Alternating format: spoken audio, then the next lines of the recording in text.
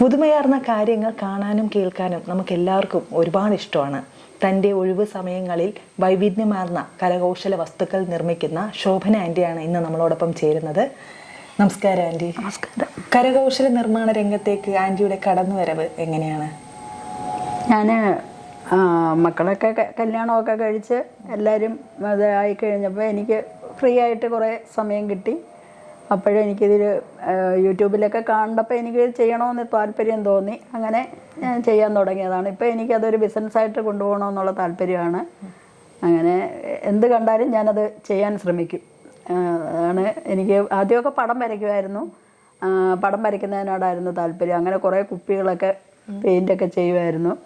പിന്നെ അത് കഴിഞ്ഞപ്പം ഇതിലോട്ട് നെറ്റിപ്പട്ടം ഉണ്ടാക്കാനുള്ള ഒരു ആഗ്രഹം എനിക്ക് തോന്നി. ആദ്യം ഉണ്ടാക്കിയപ്പോൾ തന്നെ നന്നായി. പിന്നെ അത് ഞാൻ ഒരു ബിസിനസ് ആക്കാനായിട്ട് ശ്രമിച്ചു. ഇപ്പം നല്ല രീതിയിൽ പോകുന്നുണ്ട്. കുട്ടിക്കാലം മുതൽ ഈ രംഗത്തേക്കൊണ്ട് ഉള്ളോ?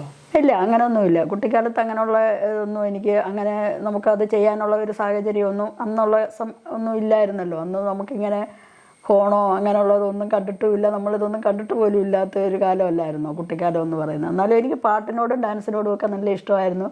പക്ഷേ നമ്മുടെ ഒന്നും സാഹചര്യം അന്ന് അതിന് ഒന്നും പറ്റുന്നതല്ലായിരുന്നു. പിന്നീട് അങ്ങനെ വിവാഹമൊക്കെ കഴിഞ്ഞ് കുട്ടികളുമൊക്കെ ആയി കഴിഞ്ഞപ്പോൾ പിന്നെ പ്രാരാബ്ധമൊക്കെ ആയപ്പോൾ അങ്ങനെ അതിനോടൊന്നും ഒരു ഇതൊക്കെ താല്പര്യമൊക്കെ പോയി. ഇപ്പോൾ എനിക്ക് അതൊക്കെ ചെയ്യണമെന്നൊരു താല്പര്യം ഉണ്ടായിരുന്നു. ഇപ്പം ചുമ്മാ ഇരിക്കുമ്പോൾ നമുക്കതൊക്കെ ചെയ്യണമെന്നൊരു താല്പര്യമുണ്ട്. പക്ഷെ മക്കളെല്ലാവരും അതിന് നല്ല സപ്പോർട്ട്, ഹസ്ബൻഡ് നല്ല സപ്പോർട്ടാണ്. അതുകൊണ്ട് എനിക്കത് ചെയ്യാനൊക്കെ ഉള്ള ഒരു താല്പര്യം ഉണ്ടത്. അങ്ങനെയാണിത് ചെയ്യുന്നത്. കരകൗശല വസ്തുക്കൾ എന്തൊക്കെയാണ് ആൻറ്റി നിർമ്മിക്കുന്നത്? ഞാൻ ആദ്യം പിന്നെ നെറ്റിപ്പട്ടമാണ് ഉണ്ടാക്കാൻ തുടങ്ങിയത്. നെറ്റിപ്പട്ടം ഉണ്ടാക്കി ഞാൻ സെയിൽസ് ആക്കി. എല്ലാ നെറ്റിപ്പട്ടവും കൊടുത്തു. അപ്പോൾ പിന്നീട് ഞാൻ ഈ വളയുണ്ടാക്കും. മാല, സ്ലൈഡ്, കമ്മൽ, അങ്ങനെ ഹെയർ ബാൻഡ്, അങ്ങനെയുള്ള സാധനങ്ങളൊക്കെ ഉണ്ടാക്കിയപ്പം എനിക്കത് പിന്നെയും ചെയ്യാനുള്ള ഒരു താല്പര്യം വർദ്ധിച്ചു വന്നു. അങ്ങനെയാണ് ഞാനത് എത്ര നമുക്ക് പറ്റുകയില്ലെങ്കിലും ഞാനതൊക്കെ ഇരുന്ന് ചെയ്യും. എനിക്ക് അതിനോട് വളരെ താല്പര്യമാണ്. കരകൗശല വസ്തുക്കളിൽ ഏറ്റവും ഇഷ്ടപ്പെട്ട് ആൻറ്റിക്ക് ഇഷ്ടപ്പെട്ട് ചെയ്യുന്നത് ഏതാണ്? ഏറ്റവും എനിക്ക് ഇഷ്ടപ്പെട്ട് ചെയ്യുന്നത് ഞാൻ നെറ്റിപ്പട്ടമാണ് ഇഷ്ടപ്പെട്ട് ചെയ്യുന്നത്. അത് പക്ഷേ നല്ല വർക്കാണ്. എങ്കിലും അത് നല്ല എനിക്ക് എന്താ പറയുന്നത്, നമ്മൾ ചെയ്യുമ്പോൾ നല്ലൊരു എന്തോ ഒരു ദൈവിക ശക്തി, നമ്മൾ ആ കൊടുക്കുന്നവർക്കും ഒരു നല്ലത് വരണം, ഉണ്ടാക്കുന്ന നമുക്കും ഒരു ഇത് വേണം. അങ്ങനെയൊക്കെ ഞാൻ അത് വെജിറ്റേറിയനൊക്കെ കഴിച്ച് അങ്ങനെ രാവിലെ കുളിച്ചിട്ടൊക്കെ ഞാൻ അതേ തൊടുകയുള്ളൂ. അങ്ങനെ വളരെ ഭക്തിയോടുകൂടി ഞാൻ ചെയ്യുന്ന ഒരു വർക്കാണത്. അതുകൊണ്ട് അതിലൊരു വളരെ ഒരു സന്തോഷം തോന്നും എനിക്കത് ചെയ്യുമ്പോൾ. അത് ചെയ്തിട്ട് അത് കാണുമ്പോഴുള്ള ഒരു സന്തോഷം അത് പറഞ്ഞറിയിക്കാൻ പറ്റാത്തതാണ്. അങ്ങനെ പിന്നെയും പിന്നെയും വേറെ ഇപ്പോൾ ഒരെണ്ണം ചെയ്യുമ്പോൾ നമുക്കത് വേറൊരു മോഡലായിട്ട് ചെയ്താൽ എന്താ, അങ്ങനെ ഞാൻ തന്നെ ആ ഒരു മോഡല് കണ്ടുപിടിച്ച്. പക്ഷേ എല്ലാവരും കണ്ടപ്പം ആൻറ്റിയുടെ അത് കൊള്ളാമെന്ന് പറയുന്ന ആ കേൾക്കുമ്പോൾ ഉള്ളൊരു സന്തോഷമേ അതെനിക്ക് വളരെ മനസ്സമാധാനം തരുന്ന ഒരു ഇതാണ്. അങ്ങനെ എനിക്ക് അതിനോടാണ് ഏറ്റവും ഒരു താല്പര്യം തോന്നിയിട്ടുള്ളത്. ആൻറ്റി ഇതെല്ലാം ചെയ്യുന്നത് സ്വന്തം ക്രിയേറ്റിവിറ്റിയിലാണല്ലോ. അതെ. അപ്പൊ പുറത്തെ ആൾക്കാർക്ക് ഇത് നമ്മൾ കൊടുക്കുമ്പം അവരുടെ ഭാഗത്ത് നിന്ന് എന്തെങ്കിലും ബുദ്ധിമുട്ടോ ഉണ്ടായിട്ടുണ്ട്? നമ്മളിത് വില കൂടിപ്പോയി, അല്ലെങ്കിൽ കടയിൽ ഇത് ഇത്രയൊന്നും ഇല്ല, നമ്മളെ മനസ്സ് മടുപ്പിക്കുന്ന പോലുള്ള സംസാരങ്ങളൊക്കെ നമുക്കുണ്ടായി. അത് ഒരു വിഷമം നമുക്ക് തോന്നിയിട്ടുണ്ട്. കടയിൽ അയ്യോ ഇത്രയൊന്നും ഇല്ല വില, അല്ലെ കടയിൽ ഇതിലും നല്ലത് കിട്ടി, അങ്ങനെയൊക്കെ. പക്ഷെ നമ്മളിതൊരു കാര്യം ചെയ്യുമ്പോൾ നമുക്കതിൻ്റെ, ഞാനാണെങ്കിൽ അതെന്താ വെച്ച് പറയുന്നത്, ഇത് ചെയ്ത് കൊടുത്തു കഴിഞ്ഞാൽ എന്തെങ്കിലും അതിനൊരു ഇത് വന്നാലും ഞാൻ പിന്നെയും അത് ക്ലിയറാക്കി കൊടുക്കാറുണ്ട്. അതേസമയം നമ്മൾ കടയിൽ നിന്ന് ഒരു സാധനം വാങ്ങിച്ചു കൊണ്ടുവന്ന് കഴിയുമ്പോൾ അത് അവർ തിരിച്ചു കൊണ്ട് കൊടുത്താൽ അവരെന്തെങ്കിലും ചെയ്തു തരുമോ? അപ്പം ഞാനത് പിന്നെയും എന്തെങ്കിലും ഒരു മുത്ത് കൊഴിഞ്ഞു പോയാലോ എന്തെങ്കിലും അത് ചെയ്യും. അതിന് പശ മേടിച്ച് കൊടുക്കും. അങ്ങനെയൊക്കെ എന്തെങ്കിലും ഒക്കെ ഞാൻ ചെയ്യും. അപ്പം പക്ഷേ ഈ നമ്മൾ കൊടുക്കുന്ന സമയത്ത് അവർക്ക് എന്താണെന്ന് ചോദിച്ചാൽ അയ്യോ ഇത് ഇവരോട് വാങ്ങിച്ച വില കൂടുതലാണ്, അങ്ങനെയൊക്കെ പലയിടത്തുനിന്നും എനിക്ക് അനുഭവം ഉണ്ടായിട്ടുണ്ട്.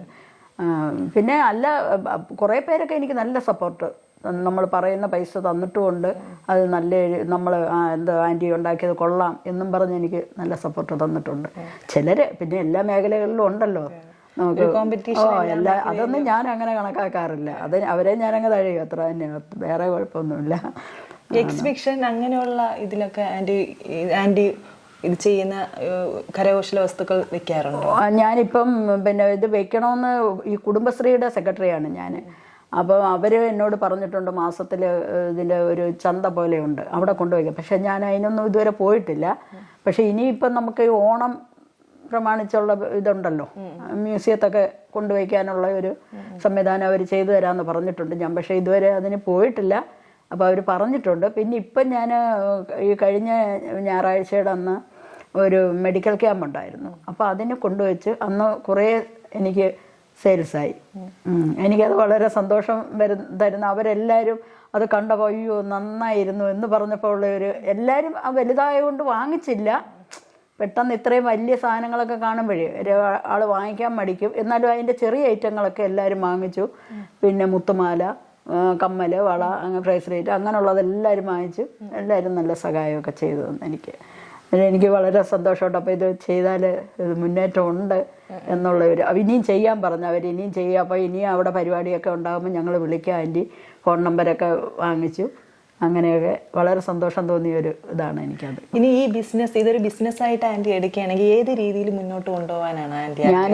ഞാനിത് ബിസിനസ്സായിട്ട് എടുക്കുകയാണെങ്കിൽ ആമസോണിൽ കൊടുക്കാനാണ് എൻ്റെ ഒരു പ്ലാൻ. ഇപ്പം എന്ന് പറഞ്ഞാൽ മോൻ പറഞ്ഞിട്ടുണ്ട് അങ്ങനെ കൊടുക്കാൻ.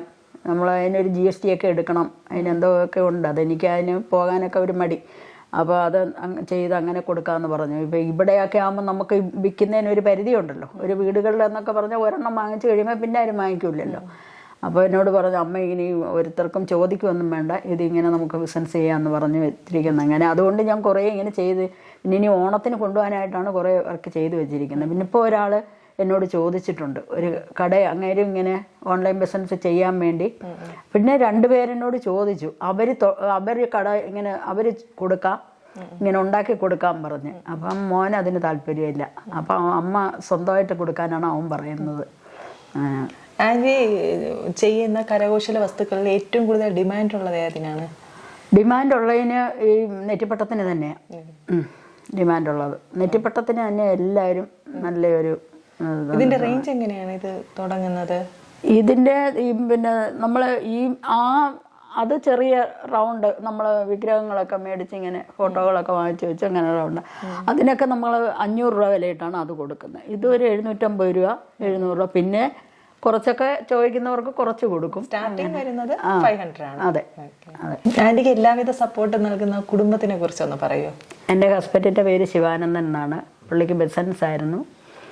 പിന്നെ 3 കുട്ടികളാണ്.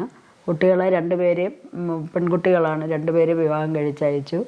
മൂത്തയാളിനെ വിവാഹം കഴിച്ചിരിക്കുന്ന ചാനലിൽ വർക്ക് ചെയ്യുന്ന ജോമി എന്ന് പറയുന്ന ആളാണ്.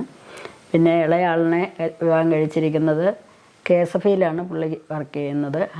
അഭിലാഷ് എന്നാണ് പേര്. അവർക്കൊരു കുട്ടിയുണ്ട്. എൻ്റെ മരുമക്കൾ 2 പേരും എൻ്റെ മക്കളെ കഴിഞ്ഞും എനിക്ക് ഇതിൽ ഏറ്റവും സപ്പോർട്ടാണ്. 2 മരുമക്കളും. മക്കൾ പോലും എനിക്ക് അത്രയും സപ്പോർട്ട് ചെയ്യുന്നില്ല. പക്ഷേ എൻ്റെ മരുമക്കൾക്ക് 2 പേർക്കും ഞാനിത് ചെയ്യുന്നതിൽ വളരെ താല്പര്യമാണ്. അവരാണിപ്പം ഇതെല്ലാം ചെയ്യാനുള്ള ഒരു പ്രോത്സാഹനം തരുന്നത്. എൻ്റെ മകൻ വിദേശത്താണ്. അവന് പിന്നെ കല്യാണമായിട്ടില്ല.